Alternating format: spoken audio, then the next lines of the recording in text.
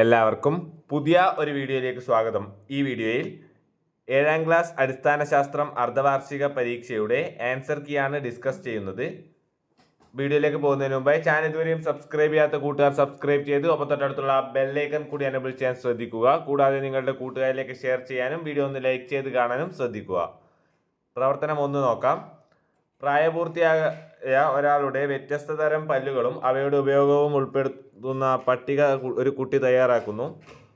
ചില ഭാഗങ്ങൾ വിട്ടുപോയി പട്ടിക പൂർത്തിയാക്കുക എന്നതാണ്. ഇവിടെ വ്യത്യസ്ത തരം പല്ലുകളും അവയുടെ ഉപയോഗങ്ങളുമാണ് നൽകിയിട്ടുള്ളത്. ആദ്യത്തെ പല്ലിൻ്റെ ഉപയോഗം ആഹാര വസ്തുക്കൾ കടിച്ചു മുറിക്കാൻ സഹായിക്കുന്നു എന്നതാണ്. ഉത്തരം ആ പല്ല് ഉളിപ്പല്ലാണ്.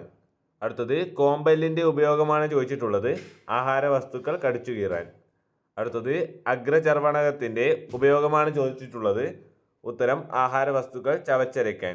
അടുത്തതായി ആഹാര വസ്തുക്കൾ ചവച്ചരയ്ക്കാൻ സഹായിക്കുന്ന പല്ലുകൾ ഏത് എന്നാണ് ചോദ്യം. ഉത്തരം ചർവണകം. താഴെ കൊടുത്തിരിക്കുന്നവയിൽ മാംസാഹാരികളിൽ വളരെയേറെ വികാസം പ്രാപിച്ചിരിക്കുന്ന പല്ല് ഏത് എന്നാണ് ചോദ്യം. ഉത്തരം കോമ്പല്ല്.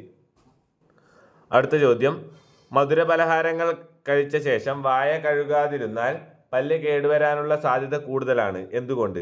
ഉത്തരം മധുരമുള്ള ആഹാര വസ്തുക്കൾ ബാക്ടീരിയകളുടെ പ്രവർത്തനത്തെ വേഗത്തിലാക്കുന്നു. ലാക്റ്റിക് ആസിഡ് വേഗത്തിൽ ഉൽപ്പാദിപ്പിച്ച് പല്ലുകളെ കേടാക്കുന്നു.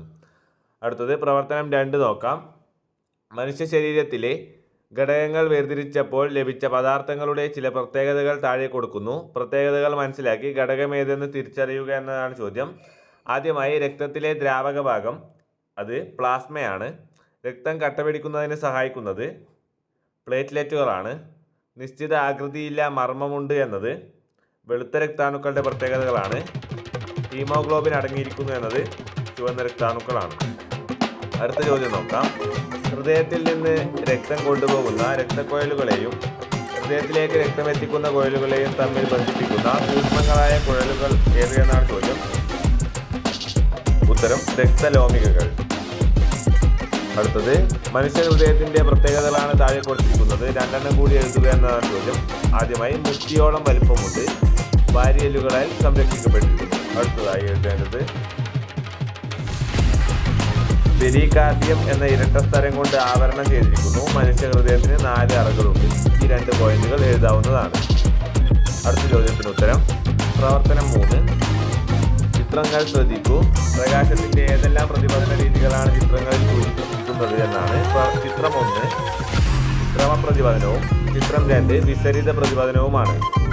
നേരിട്ട് സൂര്യപ്രകാശം പതിക്കാത്ത മുറിയിൽ കാഴ്ച സാധ്യമാകുന്നത് ഏത് പ്രതിപതനം മൂലമാണ് എന്നാണ് ചോദ്യം. ഉത്തരം വിസരിത പ്രതിപതനം. പെരിസ്കോപ്പ് നിർമ്മാണത്തിന് ഏതു തരം ദർപ്പണമാണ് ഉപയോഗിച്ചിരിക്കുന്നത്? ഉത്തരം സമതല ദർപ്പണമാണ്. പ്രകാശത്തിന്റെ പ്രതിപതനവുമായി ബന്ധപ്പെട്ട ഏത് തത്വമാണ് പ്രയോജനപ്പെടുത്തിയിരിക്കുന്നത് എന്നാണ് അടുത്ത ചോദ്യം. ഉത്തരം ആവർത്തന പ്രതിപതനം. പ്രവർത്തനം 4. ഇവിടെ വസ്തുക്കളും അതോടൊപ്പം തന്നെ നിരീക്ഷണവും നൽകിയിട്ടുണ്ട്. ചോദ്യം നോക്കാം. പട്ടിക പരിശോധിച്ച് പ്രകാശത്തെ നന്നായി കടത്തിവിടുന്നവ, ഭാഗികമായി കടത്തിവിടുന്നവ, കടത്തിവിടാത്തവ എന്നിവയിൽ ഒരു ഉചിതമായ തലക്കെട്ട് നൽകി പട്ടികപ്പെടുത്താനാണ് ചോദ്യം. പ്രകാശത്തെ നന്നായി കടത്തിവിടുന്നവ സുതാര്യ വസ്തുക്കളാണ്. അത് ജനൽച്ചില്ല്, ഗ്ലാസ്സിലെടുത്ത ജലം എന്നിവയാണ്. അടുത്തതായി ഭാഗികമായി കടത്തിവിടുന്നവ എന്നാൽ അർദ്ധധാര്യ വസ്തുക്കളാണ്. അതായത് ബട്ടർ പേപ്പർ, ഉരച്ച ചില്ല് എന്നിവയാണ്. അടുത്തതായി പ്രകാശത്തെ ഒട്ടും കടത്തിവിടാത്ത വസ്തുക്കളെ അധാര്യ വസ്തുക്കൾ എന്ന് പറയുന്നു. അത് മരക്കട്ട, മിനുസമുള്ള ടൈൽ. അടുത്ത ചോദ്യം നോക്കാം. താഴെ കൊടുത്തിരിക്കുന്ന പ്രസ്താവനകൾ പരിശോധിച്ച് ഇവയിൽ സമതല ദർപ്പണത്തിലെ പ്രതിബിംബവുമായി ബന്ധപ്പെട്ടവ തിരഞ്ഞെടുത്തെഴുതാനാണ് ചോദ്യം. ഇവിടെ ഉള്ള ശരിയായ ഉത്തരം പ്രതിബിംബത്തിന് പാർശ്വിക വിപര്യം സംഭവിക്കും. വസ്തുവിൻ്റെ വലിപ്പവും പ്രതിബിംബത്തിൻ്റെ വലിപ്പവും തുല്യമായിരിക്കും എന്നതാണ്.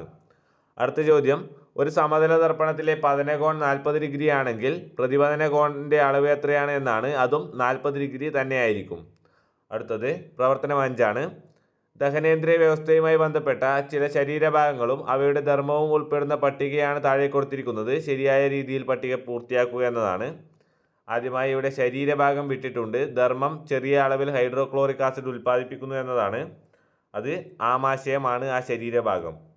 അടുത്തത് ദഹിച്ച ആഹാരത്തിലെ പോഷകഘടകങ്ങൾ രക്തത്തിലേക്ക് ആഗിരണം ചെയ്യുന്നു എന്നതാണ് ധർമ്മം. അത് വില്ലസ് അല്ലെങ്കിൽ ചെറുകുടലിൻ്റെ ആണ് ആ ശരീരഭാഗം. അടുത്തത് വൻകുടൽ എന്ന് നൽകിയിട്ടുണ്ട്. വൻകുടലിൻ്റെ ധർമ്മം ജലവും ലവണവും ആഗിരണം ചെയ്യലെന്നാണ്. അടുത്തതായി ദഹനം പൂർത്തിയാക്കുന്നത് ചെറുകുടലിൽ വച്ചാണ്. അടുത്ത ചോദ്യം, താഴെ കൊടുത്തിരിക്കുന്നവയിൽ നിന്ന് അനുയോജ്യമായവ തിരഞ്ഞെടുത്ത് അമീബയിലെ പോഷണത്തിൻ്റെ വിവിധ ഘട്ടങ്ങൾ സൂചിപ്പിക്കുന്ന ഫ്ലോ ചാർട്ട് പൂർത്തിയാക്കാനാണ് ചോദ്യം. ഉത്തരം നോക്കാം. ആദ്യമായി ആഹാര സ്വീകരണം, ദഹനം, ആഗിരണം, സ്വാംശീകരണം, പുറന്തള്ളൽ. അടുത്ത ചോദ്യം, അന്നനാളഭിത്തിയുടെ തരംഗരൂപത്തിലുള്ള ചലനത്തിൻ്റെ പേരെന്ത്? ഉത്തരം പെരിസ്റ്റാൾസിസ്. പ്രവർത്തനം 6. എല്ലാ വസ്തുക്കളും താപത്തെ കടത്തിവിടുമോ എന്ന് പരിശോധിക്കുന്നതിനുള്ള പരീക്ഷണത്തിനായി ഉപയോഗിച്ച വസ്തുക്കളാണ് താഴെ കൊടുത്തിരിക്കുന്നത്. ഇവയിൽ പാചകത്തിന് ഉപയോഗിക്കുന്ന പാത്രങ്ങളുടെ കൈപ്പിടി നിർമ്മിക്കാനുള്ള വസ്തുക്കൾ ഏവ എന്നതാണ് ചോദ്യം. അത് മരക്കഷണം, പ്ലാസ്റ്റിക് എന്നിവയാണ്. കാരണം എന്ത് എന്ന് കൂടി ചോദിച്ചിട്ടുണ്ട്. ഇവ കുജാലകങ്ങളായതിനാലാണ്. അടുത്ത ചോദ്യം, പകൽ സമയം കടൽ തീരത്ത് എത്തിയാൽ തണുത്ത കാറ്റ് അനുഭവപ്പെടുമല്ലോ. ഈ കാറ്റ് എവിടെ നിന്നാണ് വീശുന്നത്? അത് കടലിൽ നിന്നാണ് വീശുന്നത്. ഇത് ഉണ്ടാകുന്നത് എങ്ങനെയെന്ന് വിശദീകരിക്കുക എന്നതാണ് ചോദ്യം. ഉത്തരം, പകൽ സമയം കരയിലെ വായു ചൂട് പിടിച്ച് മുകളിലേക്ക് ഉയരുന്നു. കടലിലെ തണുത്ത വായു കരയിലേക്ക് വീശുന്നു. അടുത്തത്, ദ്രാവകങ്ങളുടെ താപീയ വികാസം അടിസ്ഥാനമാക്കി പ്രവർത്തിക്കുന്ന ഒരു ഉപകരണത്തിൻ്റെ പേരെഴുതുക എന്നതാണ് ചോദ്യം. ഉത്തരം, തെർമോമീറ്റർ. പ്രവർത്തനം 7. മഗ്നീഷ്യവും വിനാഗിരിയും ഉപയോഗിച്ചുള്ള പരീക്ഷണത്തിൻ്റെ ചിത്രം നിരീക്ഷിച്ച ശേഷം താഴെ നൽകിയിട്ടുള്ള ചോദ്യങ്ങൾക്ക് ഉത്തരം എഴുതുക എന്നതാണ് ചോദ്യം. തള്ളവിരൽ കൊണ്ട് അടച്ചു പിടിച്ചിരിക്കുന്ന ടെസ്റ്റ് ട്യൂബിൻ്റെ വായ്ഭാഗത്ത് കത്തിച്ച തീപ്പട്ടിക്കൊള്ളി വച്ച ശേഷം ടെസ്റ്റ് ട്യൂബ് തുറന്നാൽ എന്ത് സംഭവിക്കുന്നു എന്നതാണ് ചോദ്യം. ഉത്തരം, ശബ്ദത്തോടെ കത്തുന്നു. എന്തുകൊണ്ട് എന്ന ചോദ്യത്തിന് ഉത്തരം, ഹൈഡ്രജൻ വാതകം ഉണ്ടായി എന്നതാണ്. അടുത്തത്, ടെസ്റ്റ് ട്യൂബ് വിരൽ കൊണ്ട് അടച്ചു പിടിച്ചത് എന്തിനെന്ന് വിശദീകരിക്കുക എന്നതാണ്. ഉത്തരം, ഹൈഡ്രജന് ഭാരം വളരെ കുറവാണ്. അതിനാൽ ഉണ്ടാകുമ്പോൾ ഉടൻ തന്നെ മുകളിലേക്ക് പോകുന്നത് തടയാനാണ് വിരൽ കൊണ്ട് അടച്ചത്. ഈ പരീക്ഷണത്തിൽ വിനാഗിരിക്ക് പകരം ഉപയോഗിക്കാവുന്ന 2 പദാർത്ഥങ്ങളുടെ പേരെഴുതുക എന്നതാണ് ചോദ്യം. ഹൈഡ്രോക്ലോറിക് ആസിഡ്, സൾഫ്യൂരിക് ആസിഡ് എന്നിവ ഉപയോഗിക്കാവുന്നതാണ്. പ്രവർത്തനം 8. പാകം ചെയ്ത ആഹാര പദാർത്ഥം കുറച്ച് സമയത്തിനുള്ളിൽ തണുത്തു പോകുന്നത് ശ്രദ്ധിച്ചിട്ടുണ്ടല്ലോ. ഏതെല്ലാം താപപ്രേഷണ രീതികളിലൂടെയാണ് ആഹാരത്തിലെ താപം നഷ്ടപ്പെടുന്നത് എന്നാണ്. അത് ചാലനം, സംവഹനം, വികിരണം എന്നിവയാണ്. അടുത്തത്, ഇതിൽ ഏതെങ്കിലും ഒരു താപപ്രേഷണ രീതി വിശദീകരിക്കുക എന്നതാണ് ചോദ്യം. അത് ചാലനം, സംവഹനം, വികിരണം എന്നിവയിൽ ഏതെങ്കിലും ഒന്ന് വിശദീകരിക്കുകയാണ് വേണ്ടത്. അടുത്തത്, ആഹാരത്തിലെ താപം നഷ്ടപ്പെടാതിരിക്കാനുള്ള ഒരു മാർഗം നിർദ്ദേശിക്കുക. അത് ഒന്നുകിൽ പാത്രം മൂടി വയ്ക്കുക, അല്ലെങ്കിൽ ചൂടാറപ്പെട്ടിയിൽ വെക്കുക എന്നിവയാണ്. അടുത്ത ചോദ്യം, നിർദ്ദേശിച്ച മാർഗം സ്വീകരിക്കുമ്പോൾ താപം നഷ്ടപ്പെടാതിരിക്കുന്നത് എങ്ങനെയെന്ന് വിശദമാക്കുക എന്നതാണ്. പാത്രം മൂടി വയ്ക്കുമ്പോൾ സംവഹനം തടയാൻ സാധിക്കുന്നു. ചൂടാറപ്പെട്ടിയിൽ വയ്ക്കുമ്പോൾ 3 താപപ്രേഷണ രീതികളും തടയാൻ സാധിക്കുന്നു.